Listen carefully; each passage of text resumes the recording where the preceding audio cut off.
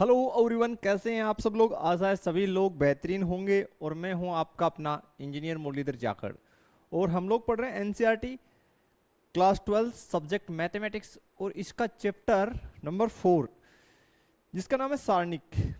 Student, ये completely new chapter आज हम लोग आपके लिए स्टार्ट कर रहे हैं। इससे पहले जो लास्ट लेक्चर थी आव्यू, वो आपकी कंप्लीट हो चुकी है। तो सबसे पहले देखते हैं कि भाई सारणिक हम किसे बोलेंगे। इससे लास्ट लेक्चर में हम लोगों ने पढ़ा था कि जो आपके दो चर वाले या दो चर से अधिक वाले जो रेखिक समीकरण हैं उनको हल करने के लिए अवयव का आविष्कार हुआ था। तो वहीं से इसको स्टार्ट कर रहे हैं स्टूडेंट। देखिए किस प्रकार से कनेक्ट करते हैं। देखिए मान लेते हैं हमारे पास जो है दो चरों वाले दो रेखिक समीकरण हैं जिनको हम लोग a1x b1y = c1 से निरूपित कर रहे हैं। और दूसरा हमारे पास है a2x प्लस b2y = c2। इन दोनों रेखिक समीकरणों को हम लोग अवयव के गुणनफल के रूप में लिख सकते हैं। देखिए किस प्रकार से लिखेंगे।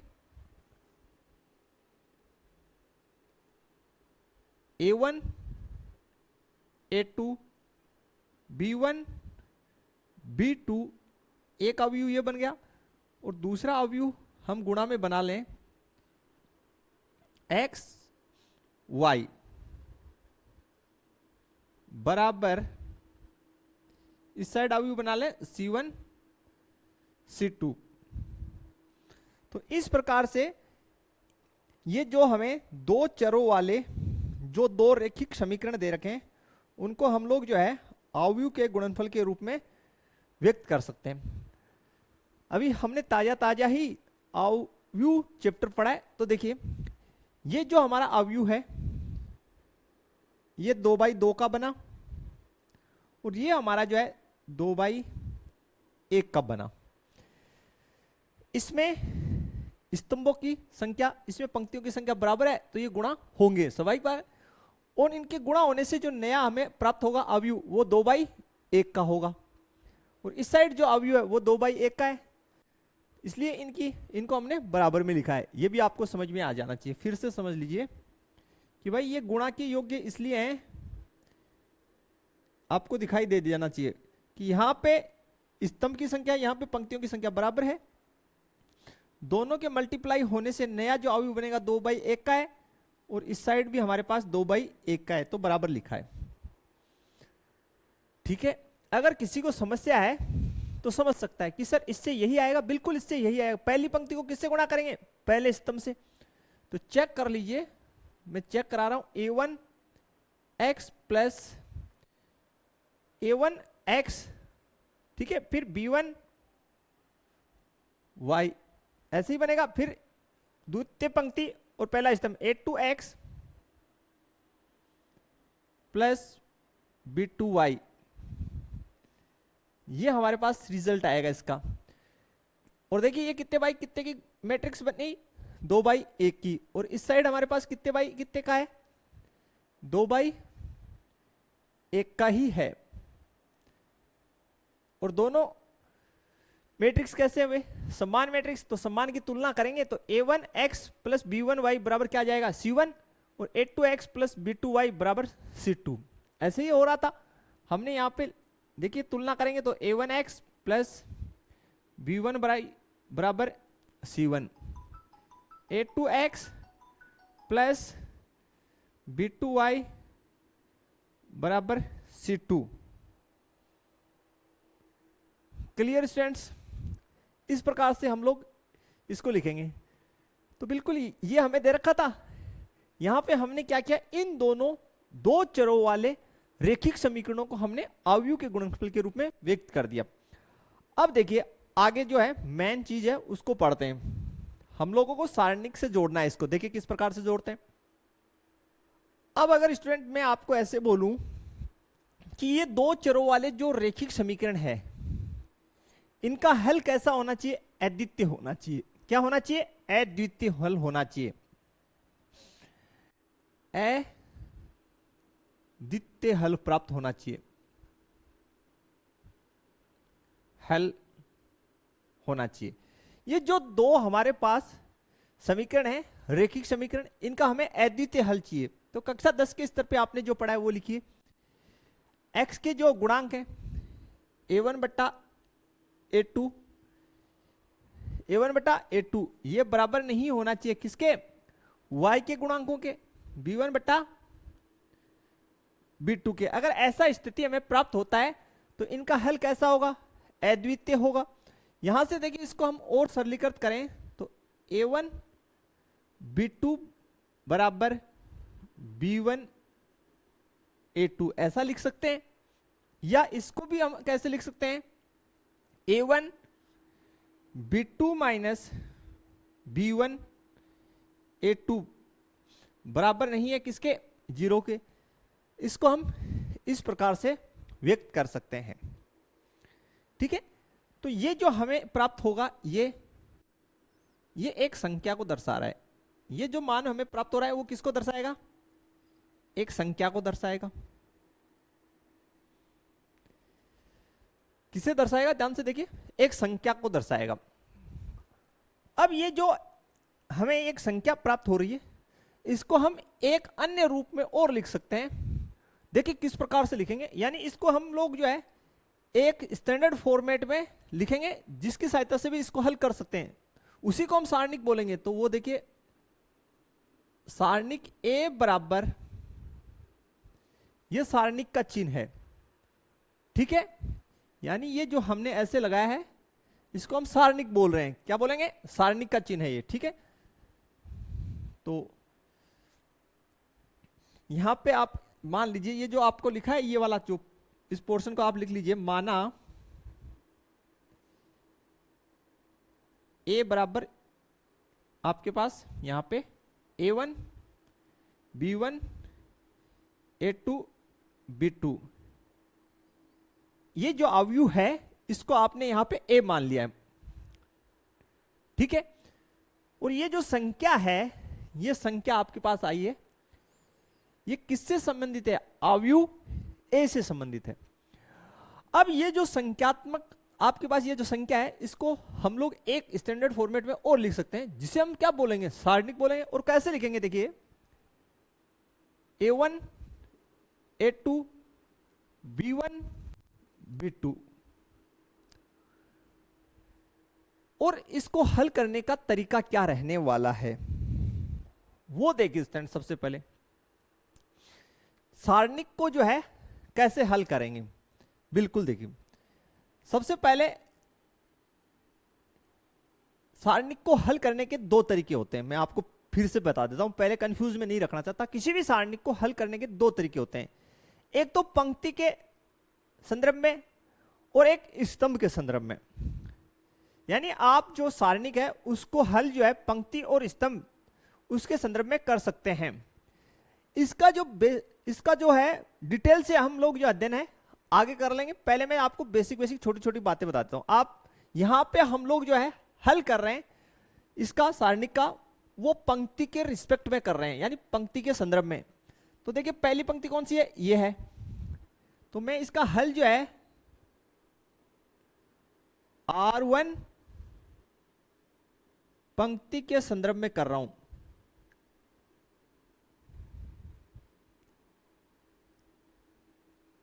R1 पंक्ति के संदर्भ में मैं इसका हल कर रहा हूं।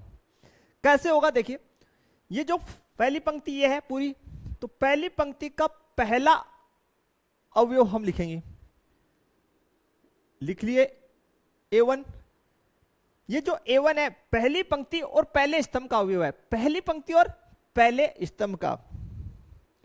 अब एक शब्द हम बताएंगे आपको जिसको बोलते हैं अनुलग्न। क्या बोलते हैं? अनुलग्न। सुन लीजिए, अनुलग्न। और आप कहेंगे सर अनुलग्न का क्या मतलब है? अनुलग्न को हम I प्लस जे बोलेंगे। अनुलग्न क्या होगा? पंक्ति प्लस स्तंभ दोनों के योगफल को दर्शा रहा है। यूं मान लीजिए I कौन सी पंक्ति? पहली पंक्ति, स्तंभ कौन सा, पहला। तो अनुलग्न का योग कितना आया, आप कहेंगे सर 2। 2 क्या है, आप कहेंगे सर सम। अगर अनुलग्न का योग सम है तो यहां प्लस चिन्ह आएगा। क्या चिन्ह आएगा, ठीक है, अनुलग्न सम है तो आपको चिन्ह लगाना है प्लस। और अगर अनुलग्न i प्लस जे इसका योग विषम है तो आपको माइनस से गुणा करना है। किससे गुणा करना है, माइनस से। फिर से समझिए, किसी भी मैट्रिक्स को आप 2 तरीके से हल करेंगे, एक पंक्ति के संदर्भ में, दूसरा स्तंभ के संदर्भ में। हम यहाँ पे पंक्ति और पंक्ति भी अलग अलग पंक्ति के संदर्भ में हल कर सकते हैं। यहाँ पे 2 पंक्तियां, मैं R1 पंक्ति के संदर्भ में हल कर रहा हूं। तो उसका फर्स्ट एलिमेंट कौन सा है, A1। तो ये जो A1 है वो पहली पंक्ति और पहले स्तंभ का अवयव है। तो अनुलग्न जो है वो कितना बनेगा, 1 + 1 2। 2 क्या है, सम। तो इसके साथ चिन्ह आया प्लस का। अब देखिए ये जो आपका एलिमेंट है इसकी यहां से जो है इसकी इस डायरेक्शन में और इस डायरेक्शन में जितने भी हैं उनको छोड़ दीजिए। जो शेष बचा उसको हम लोग बोलेंगे उप सारणिक। क्या बोलेंगे, उप सारणिक। शेष जो एलिमेंट्स बचेंगे उनको उप सारणिक बोलेंगे। यानी 90 डिग्री का कोण बनाते हुए सारे छोड़ दीजिए, ऐसे और ऐसे। ये शेष बचा, इसको हम क्या बोलेंगे, उप सारणिक। तो इसको ऐसे लिख दीजिए B2। आगे बढ़िए B1। B1 पहली पंक्ति और दूसरे स्तंभ का अवयव है। पहली पंक्ति यानी 1, दूसरे स्तंभ का मतलब 2। 1 + 2 = 3, यानी अनुलग्न का मान हुआ 3 और 3 है विषम, इसलिए यहां पे चिन्ह आया माइनस। ये डायरेक्शन और ये डायरेक्शन 90 डिग्री का कोण बनाएगी। तो बचा कौन, A2। ये हो गई इसकी उपसारणिक। यहां तक आपको पता हो जाना चाहिए, इसलिए यहां जो है माइनस चिन्ह आया है, ठीक है। अब देखिए स्टूडेंट, ये जो उपसारणिक है ये 1/1 कोटि की है। तो इसका हल तो एज इट इज ही हो जाएगा। जो एलिमेंट है वो, एक बात और ध्यान रखिए, ये मॉडुलस नहीं है, ये सारणिक का चिन्ह है। इसलिए अगर इसके अंदर का एलिमेंट प्लस का है तो प्लस में आएगा, माइनस का है तो माइनस ही रिजल्ट देगा। मॉडुलस नहीं है, ध्यान रखिएगा। तो फाइनली रिजल्ट आया A1 B2 minus B1 A2। और गौर से देखिए, ये जो संख्या थी इसको हमने किसके रूप में लिखा, सारणिक के रूप में लिखा, ऐसे लिखा। और ये देखिए इसका सॉल्यूशन ये आ रहा है। तो सारणिक जो है वो एक विशेष प्रकार की संख्या को दर्शाता है। सारणिक किसको रिप्रेजेंट करता है, एक विशेष प्रकार की संख्या को रिप्रेजेंट करता है, ठीक है फ्रेंड्स। तो बिल्कुल ये इस प्रकार से हमने सीखा कि भाई सारणिक क्या होता है। अब इसका जो बुक में डेफिनेशन है वो अगर आप पढ़ेंगे तो आपको इजीली समझ में आ जाएगी। लिखा है कि n कोटि के प्रत्येक वर्ग अवयव को एक संख्या, यानी जो ये आपका n कोटि का जो वर्ग अवयव है, देखिए सारणिक जो हमेशा एक वर्ग अवयव की बनेगी, ये बात आप ध्यान रखें। तो ये n कोटि का जो वर्ग अवयव है ये एक संख्या यानी एक विशेष संख्या से संबंधित होता है। उसको हम क्या बोलते हैं, उस सारणिक का, सॉरी उस अवयव का सारणिक। फिर से समझ लीजिए कि भाई आपके पास कोई एक मैट्रिक्स है A, वो n कोटि का है, जैसे ये 2/2 कोटि की है, तो वो एक विशेष प्रकार की संख्या से संबंधित होगा। और वो संख्या जो है आपकी वास्तविक भी हो सकती है या कॉम्प्लेक्स नंबर यानी सम्मिश्र संख्या भी हो सकती है, बिल्कुल।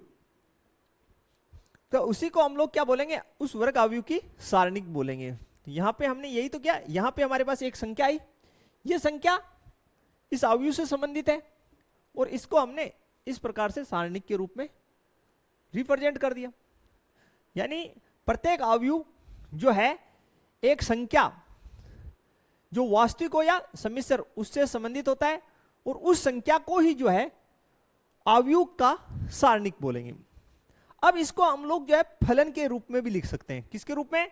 फलन के रूप में भी हम लोग इसको लिख सकते हैं। कैसे लिखेंगे वो देखिए, मैं यहां पे लिख देता हूं, यहीं पे हम लिख सकते हैं फलन के रूप में f सच दैट m से k, m से k, ये m यानी मैट्रिक्स m जो है वो अवयवों का समुच्चय है। किनका समुच्चय है? अवयवों के समुच्चय को दर्शाएगा।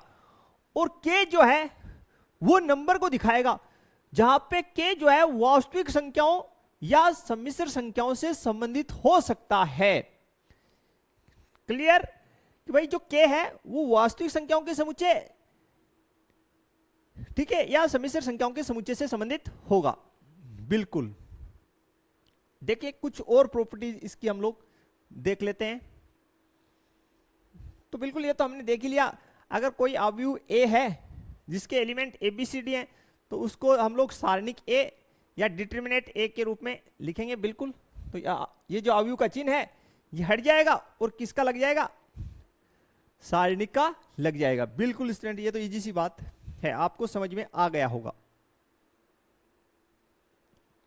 तो बिल्कुल यही हमारे पास जो है स्लाइड में लिखा है कि यदि कोई अवयव, देख लीजिए हमारे पास एक अवयव a है जिसके जो है एलिमेंट्स हैं a, b, c और d। तो सारणिक, इसको सारणिक के रूप में कैसे लिखेंगे? सारणिक a या डिटरमिनेंट ए भी इसको लिख सकते हैं, डिटरमिनेंट a। तो अवयव का चिन्ह हटाइए और सारणिक का लगा दीजिए और इनको एज इट इज लिख दीजिए a, b, c, d। हल आपको पता ही है, इसको इससे मल्टीप्लाई कीजिए तो 8d माइनस इसको इससे मल्टीप्लाई कीजिए cb। यहां माइनस चिन्ह क्यों आया? क्योंकि इसके रेस्पेक्ट में आपने हल किया b के, तो b जो है पहली पंक्ति और दूसरे स्तंभ का अवयव है, तो अनुलग्न कितना हुआ? 3 हुआ, इसलिए यहां पे चिन्ह माइनस आया। यहां पे अनुलग्न कितना हुआ? पहली पंक्ति पहला स्तंभ 2 हुआ, 2 समय, इसलिए यहां प्लस चिन्ह। तो पहले इसके रिस्पेक्ट में हल करेंगे, इस विकर्ण के रिस्पेक्ट में। तो ये आपको क्लियर है, इसमें कोई डाउट नहीं। अब एक कोटि के अवयव का समीकरण है। एक कोटि का अवयव, पहले हम एक कोटि का अवयव लिखते हैं। देखिए एक कोटि का अवयव, ये कोई a अवयव है जो एक कोटि के, जिसका एक एलिमेंट है a।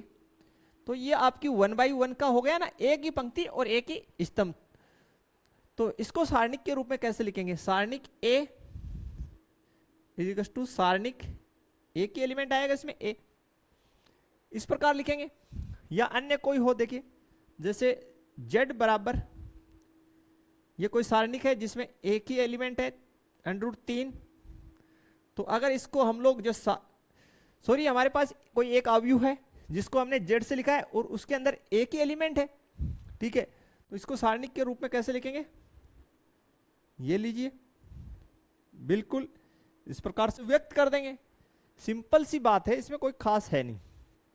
आगे देखिए, दो कोटि के अवयव का समीकरण। तो दो कोटि का अवयव का समीकरण, ये जो दो कोटि का अवयव है इसको सारणिक के रूप में इस प्रकार लिखेंगे। ये आपके सामने हमने अभी लिखा है।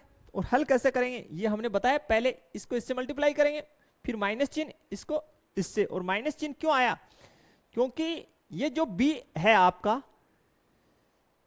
पहली पंक्ति और दूसरे स्तंभ का अवयव है, इसलिए अनुलग्न जो यहां पे कितना है? पहली पंक्ति यानी i का वैल्यू 1, दूसरा स्तंभ यानी j का मान 2, 1 + 2 3, तो अनुलग्न 3 है यानी विषम है, इसलिए यहां पे माइनस चिन्ह आ रहा है।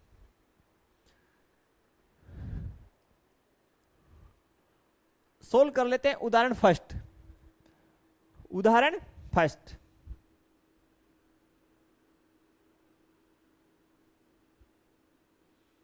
उदाहरण फर्स्ट, हमें सारणिक दे रखा है 2 -1 4 2। इसका मान हमें ज्ञात करना है, तो बड़े इजीली आप ज्ञात कर सकते हैं। इसको इससे मल्टीप्लाई किए, 2 दूनी 4, ठीक है, माइनस चिन्ह आएगा क्योंकि यहां पे अनुलग्न कितना बन रहा है, 3 बन रहा है। पहली पंक्ति यानी 1 और दूसरा स्तंभ 1 + 2 यानी 3 विषम, तो यहां पे माइनस चिन्ह। तो इसको इससे मल्टीप्लाई किए तो -4, तो 4 + 4 बराबर 8 आंसर, 8 आंसर। इस प्रकार से इजीली आप लोगों को क्वेश्चंस बनाने हैं स्टूडेंट, बिल्कुल इजी क्वेश्चन। नेक्स्ट जो है हमारे पास, इसमें भी हमें सारणिक का मान ज्ञात करना है, तो काफी सिंपल है ये हल। उदाहरण 2 का हमें जो सारणिक गिवन है वो है x -1, x + 1 बट्टे x। तो हल कर लीजिए, इसको इससे मल्टीप्लाई कीजिए तो x गुना x माइनस इन दोनों को आपस में मल्टीप्लाई कीजिए, x + 1 मल्टीप्लाई x - 1, ये आपका हो गया x² माइनस ये 16 आउट होगा तो क्या x² - 1। हल कर लीजिए, x² माइनस x² + 1 = 1, तो ये 1 आपकी आंसर हो जाएगी। कितना हो जाएगा 1 आपका जो स्टूडेंट, बिल्कुल इसकी जो आंसर है 1 होगी। देखिए नेक्स्ट आगे हमें दे रखा है 3/3 कोटि के अवयव का सारणिक, और हमने यहाँ पे एक सारणिक A जो है 3/3 कोटि का पहले से जमा के लिख दिया है आपके लिए। अब 3/3 कोटि के अवयव को हम लोग हल कैसे करेंगे। मैंने आपको स्टार्ट में बताया कि किसी भी जो अवयव है उसको पहले किस में बदलेंगे, सारणिक में बदलेंगे। और हमने यहाँ पे सारणिक ही ले रखा है 3/3 का, अवयव नहीं ले रखा है, सारणिक ले रखा है पहले से, ठीक है। तो 3/3 कोटि के सारणिक को हल करना है, क्लियर। कैसे करेंगे, हमने बताया आपको कि 2/2 कोटि के जो है हमने एक सारणिक लिया, और मैंने बताया उसको पंक्ति के संदर्भ में और स्तंभ दोनों के संदर्भ में आप हल कर सकते हैं। प्रत्येक पंक्ति और प्रत्येक स्तंभ के संदर्भ में हल कर सकते हैं। हमने वहां पे फर्स्ट में R1 पंक्ति के संदर्भ में उसको हल किया, इसको जो है प्रथम पंक्ति के संदर्भ में हम लोग हल करते हैं। तो देखिए ये जो हमारा सारणिक है A, वो हमें गिवन है A11, A12, A13, A21, A22, A23, A31, A32, A33। ये हमारा सारणिक है 3/3 का, 3/3 का।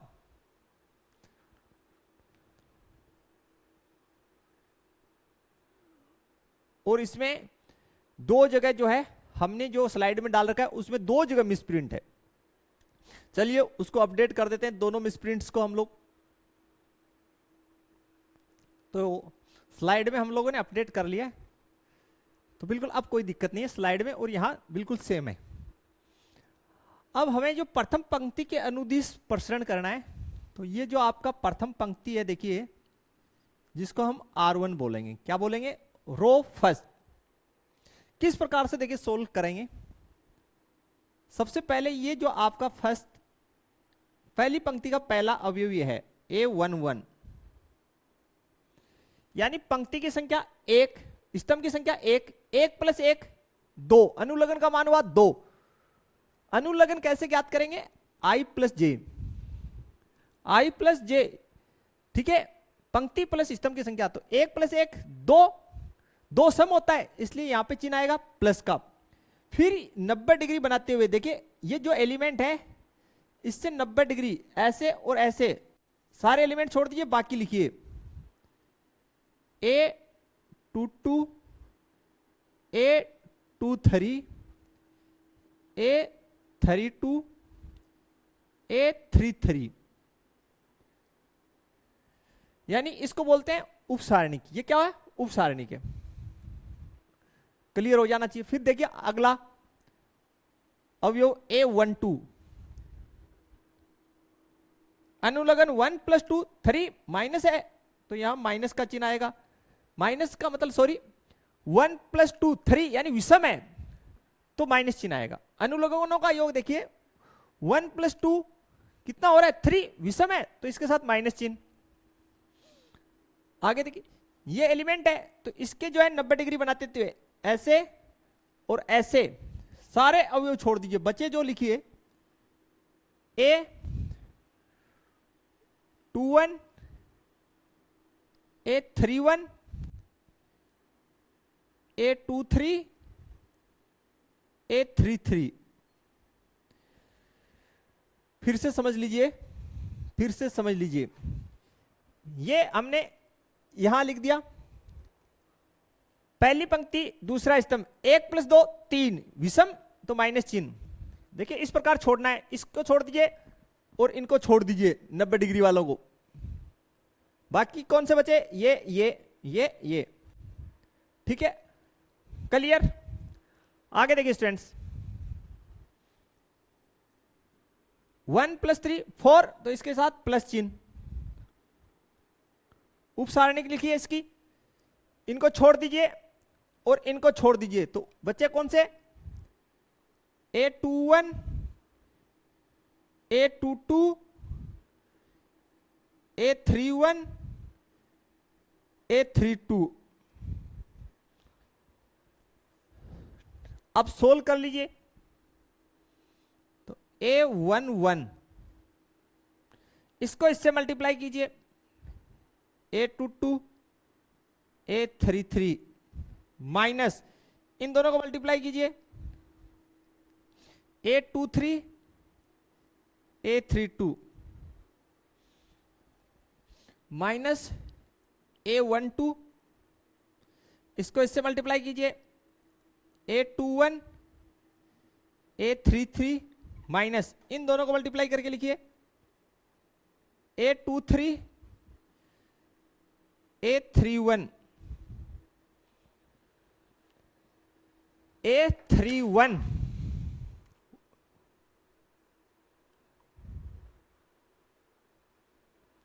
थोड़ा सा सेट कर लेते हैं। बिल्कुल, अब देखिए आगे प्लस A14 इसको इससे मल्टीप्लाई कीजिए A21, A32 माइनस इन दोनों को मल्टीप्लाई करके लिखिए A22, A31। तो इस प्रकार से स्टूडेंट ये जो है 3x3 की मैट्रिक्स हमने सोल्व कर दी पंक्ति R1 के संदर्भ में। किसके संदर्भ में? पंक्ति R1 के संदर्भ में। आगे चलते हैं।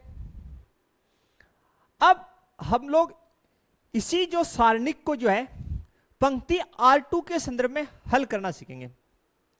पंक्ति R2 के संदर्भ में हल करना तो देखिए किस प्रकार से होगी, बड़ा इजी है। तो शुरू कर दें। देखिए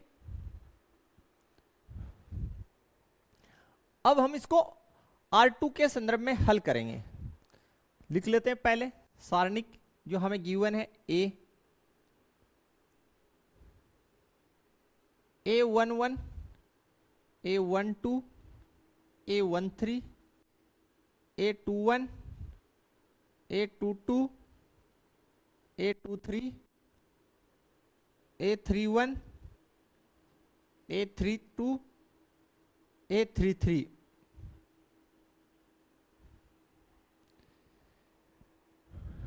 यहां तक हमने जो दे रखा है उसको लिख लिया। अब R2 दूसरी पंक्ति, ये रहा आपका R2,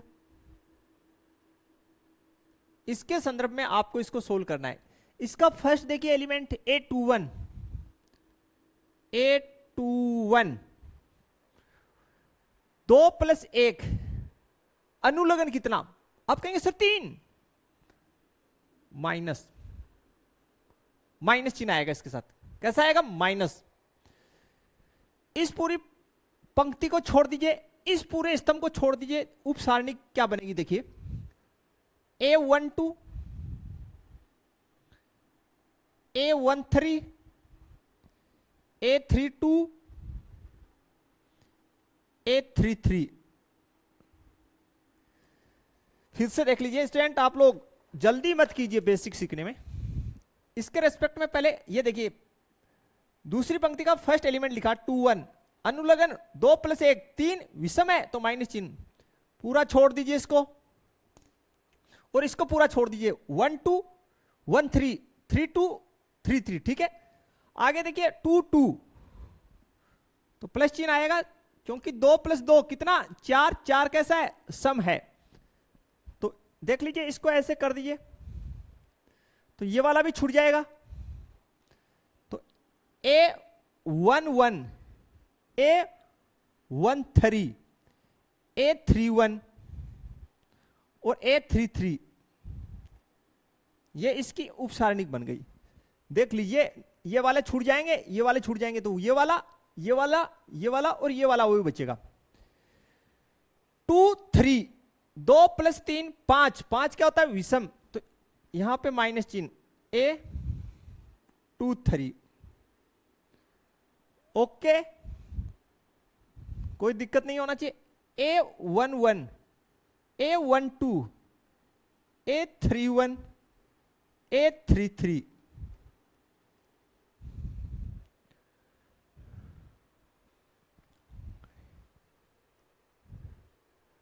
फिर से देख लीजिए, पहले इसके रेस्पेक्ट में माइनस चिन्ह, ओके ठीक। इसके रेस्पेक्ट में 13 31 33, इसके रेस्पेक्ट में A11, A12, A31 3 2, 31 3 2, ये गलत,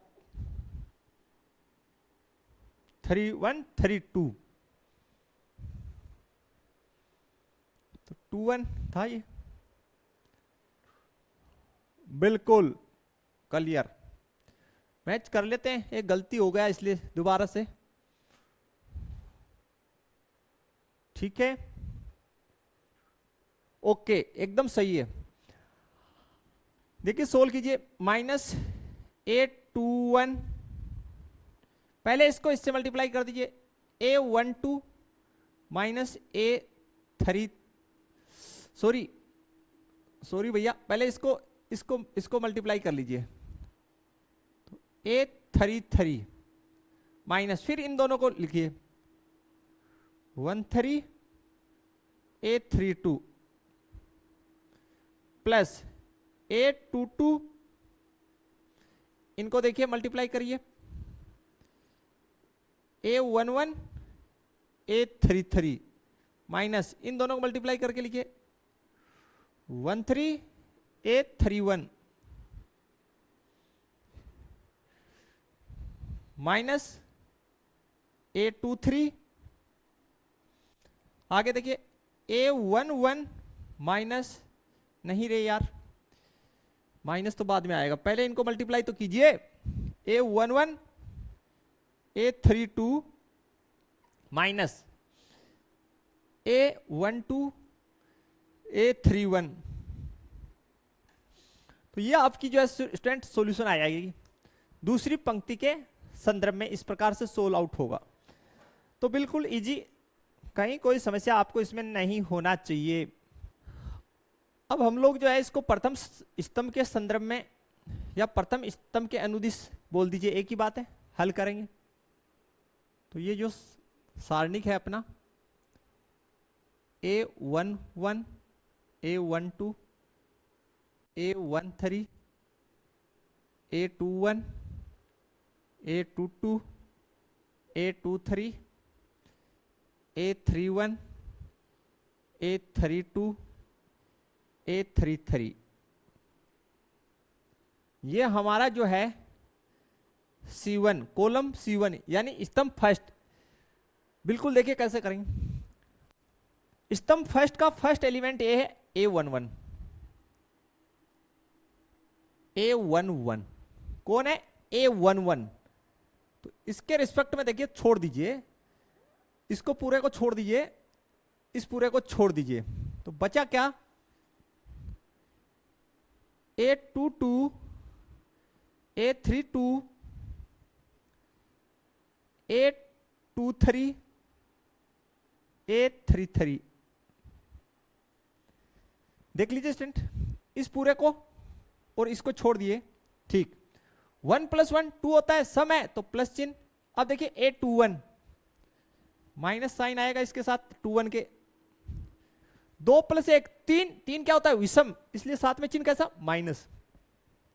अब जब बात इसकी हो रही है, इस वाले की, तो ये पूरा छूट जाएगा, ये पूरा पंक्ति और ये स्तंभ, तो लिखिए A12, A13, A32, 33। फिर देखिए इसके रेस्पेक्ट में 3 + 1 4, 3 + 1 4, तो ये पूरा छूट गया, ये छूट गया। लिखिए A12, A22, A13, A23। समझ लीजिए, पहले स्तंभ का फर्स्ट एलिमेंट 1 1, पहली पंक्ति पहला स्तंभ 1 + 1 2, अनुलग्न का मान 2 हो गया, तो सम है तो प्लस चिन्ह, और ये छूट गया तो ये बचा, ठीक है। फिर देखिए पहले स्तंभ का दूसरा अवयव, तो ये पूरा छूटेगा और ये छूट जाएगा। देख लीजिए 1 2 1 3, 3 2 3 3। फिर देखिए थर्ड एलिमेंट पहले स्तंभ का, तो ये पूरा छूट जाएगा, ये छूट जाएगा। A12 1 3 2 2 2 3, सोल्व आउट कीजिए।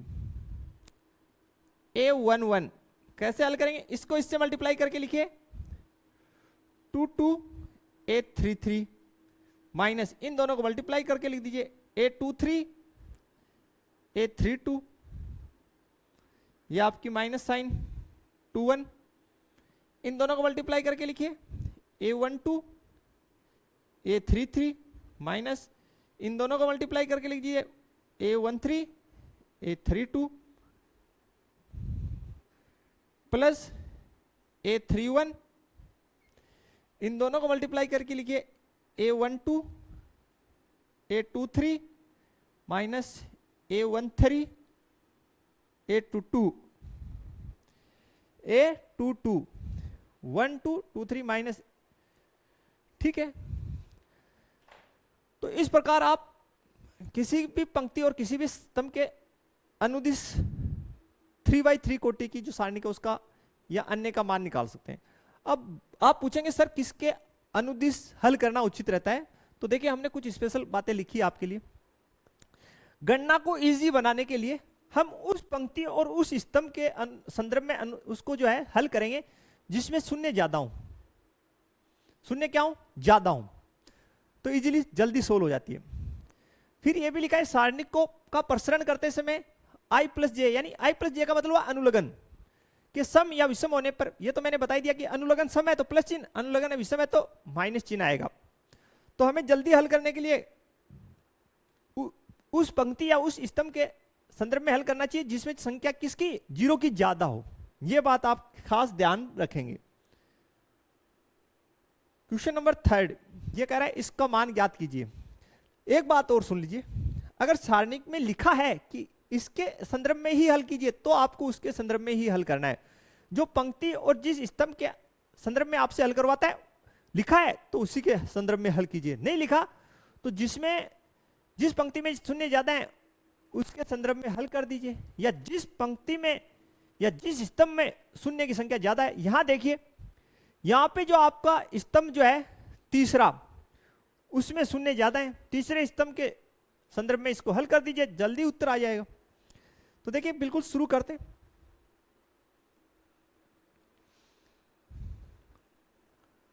तो लिखते हैं हल। स्तंभ थर्ड का है C3 के संदर्भ में हल करने पर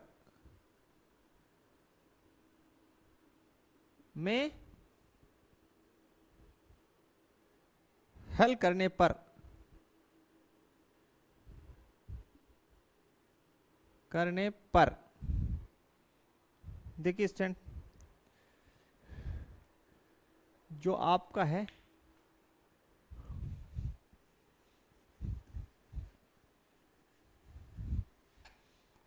स्तंभ C3 के अनुसरण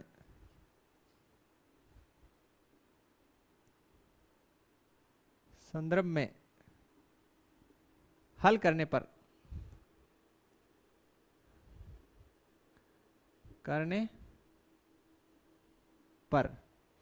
पहले हम जो मैट्रिक्स दे रखी है डेल्टा,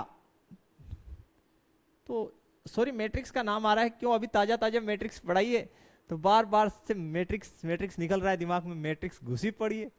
सारणिक, ठीक है, सारणिक, तो सारणिक को डेल्टा से रिप्रेजेंट करते हैं।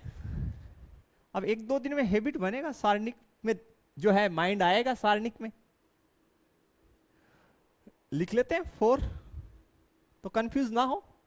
अगर कहीं पे सारणिक की जगह मैट्रिक्स निकल रहा है, शब्द प्रयास करेंगे ना निकले। 2 3 1 4 0 0, तो ये जो है आपका तीसरा स्तंभ है। तो देखिए कैसे होगा, तीसरे स्तंभ का फर्स्ट एलिमेंट है 4, तो जो 4 है ये पहली पंक्ति और तीसरे स्तंभ का है, पहली पंक्ति और तीसरे स्तंभ का, तो साइन कैसा आएगा, प्लस आएगा, अनुलग्न कैसा आएगा, प्लस आएगा, क्योंकि ये देखिए ये पहली पंक्ति यानी 1, स्तंभ नंबर 3, तो 1 + 3 4, अनुलग्न 4 समय, तो इसके साथ प्लस चिन्ह। उपसारणिक लिख लीजिए, इसको पूरा छोड़ दीजिए, इसको पूरा -1 3 4 1, फिर देखिए 0, कौन सा पंक्ति, दूसरा पंक्ति और स्तंभ तीसरा, तो 2 + 3 5 माइनस, लेकिन यहां पे 0।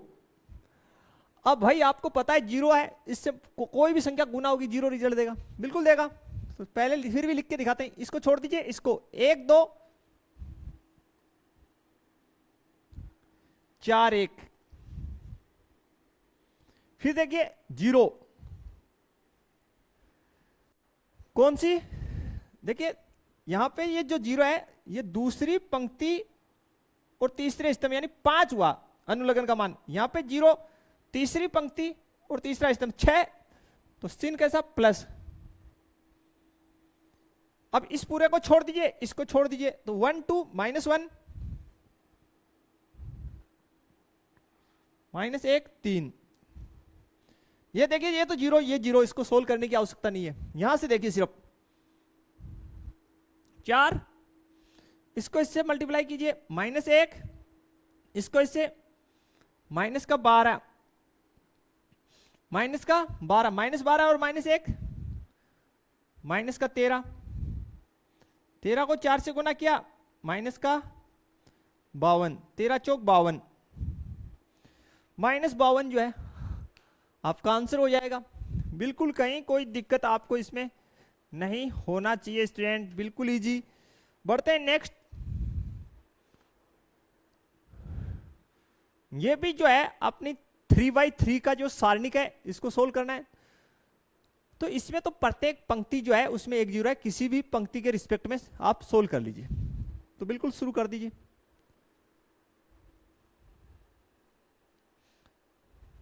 शुरू करते हैं। हम लोग इसको जो है पहली पंक्ति के संदर्भ में ही हल कर लेते हैं। R1 के संदर्भ में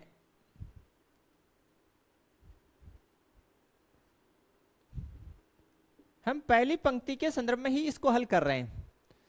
तो फर्स्ट देखिए, फर्स्ट जो है वो तो 0 है। 0 जो है पहली पंक्ति का जो पहला अवयव है वो 0 है, पहली पंक्ति पहला स्तंभ तो 1 1 यानी 2, तो यहां पे प्लस चिन्ह आएगा 0। उपसारणिक लिख दीजिए 0 साइन बी टा, साइन बिट्टा बी नहीं, और माइनस साइन बिट्टा 0, ये उपसारणिक हुआ। देख लीजिए आप, जो फर्स्ट पंक्ति में 0 है उससे 90 डिग्री बनाते हुए सारे एलिमेंट छोड़ दीजिए, जो बच्चे वो लिख लीजिए।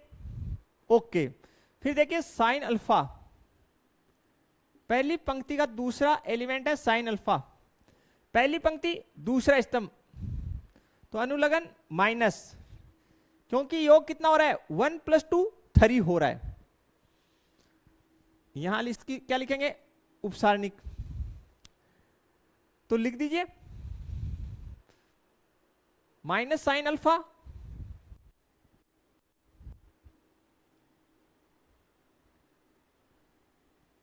साइन बीटा कोस अल्फा 0, और तीसरा जो अवयव है यहां पे प्लस चिन्ह आएगा, क्योंकि पहली पंक्ति और तीसरा स्तंभ, तो 1 + 3 4, और यहां पे माइनस कोस अल्फा। उपसारणिक देखिए इसका, माइनस साइन अल्फा 0,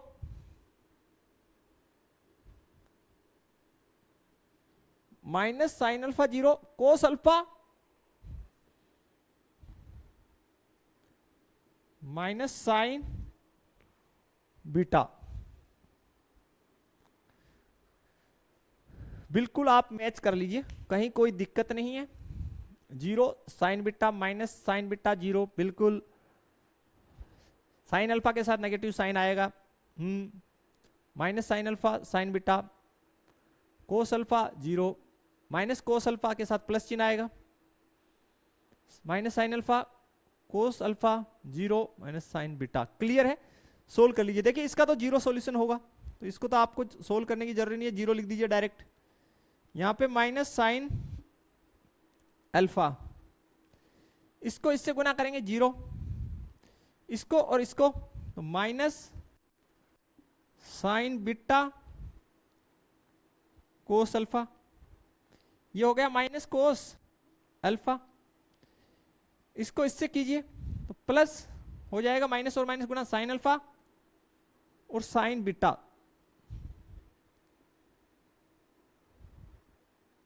और इसको इससे गुना किए तो 0। ठीक है, इसको माइनस और माइनस प्लस, तो ये हो गया sine alpha sign beta cos alpha, ये हो गया minus sine alpha sign beta cos alpha, तो ये 0 आंसर आ रहा है। सेम सेम है, घट गए तो 0 आंसर आ रही है आपकी, बिल्कुल कहीं कोई डाउट नहीं होना चाहिए। देखिए नेक्स्ट एग्जांपल इसकी, तो देखते हैं इसकी जो लास्ट एग्जांपल है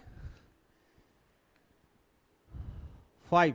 हमें दे रखा सारणिक 3 x x1 ये बराबर है किसके, सारणिक 3 2 4 1। इस सारणी को हल करेंगे तो इसको इससे मल्टीप्लाई करेंगे पहले, तो कितना 3, फिर माइनस चिन्ह, इन दोनों को मल्टीप्लाई किए तो x², इसको इससे मल्टीप्लाई किए पहले तो 3, इसको इससे -8, 3 से 3 कट गया देखिए, तो -x² बराबर -8 और x² बराबर 8, तो x बराबर ±√8। आगे अगर हल करें तो x is equal two plus minus √8 को देखिए क्या लिख सकते हैं आप, 4 इंटू 2, तो x is equal two plus minus 2 √2, 2 √2, ये आपकी आंसर, ये x का वैल्यू होगा आपका। ठीक है स्टूडेंट्स, तो स्टूडेंट ये थी हमारी आज की लेक्चर, जिसमें हम लोगों ने समझने का प्रयास किया कि भाई हम लोग सारणिक जो है बेसिकली किसको बोलेंगे और ये किस प्रकार से अवयव से कनेक्ट है, क्या इसकी जो बेसिक प्रॉपर्टीज है वो उनका हमने अध्ययन किया और इसके एग्जांपल्स जो हैं वो कंप्लीटली हमने सोल्व कर लिए। आशा करते हैं लेक्चर कंप्लीट आपको समझ में आई होगी। अगर किसी पार्ट में दिक्कत है वीडियो को रिपीट करके देखिए, फिर भी अगर कोई आपको बड़ी समस्या है तो आप मेरे जो है नंबर है इन पे संपर्क कर सकते हैं। वीडियो अपने फ्रेंड सर्कल में ज़्यादा से ज़्यादा शेयर कर दीजिए। मिलते हैं नेक्स्ट लेक्चर में इसके क्वेश्चंस और कुछ बचे हुए बेसिक के साथ। तब तक के लिए थैंक्स, धन्यवाद, जय हिंद, जय भारत स्टूडेंट्स।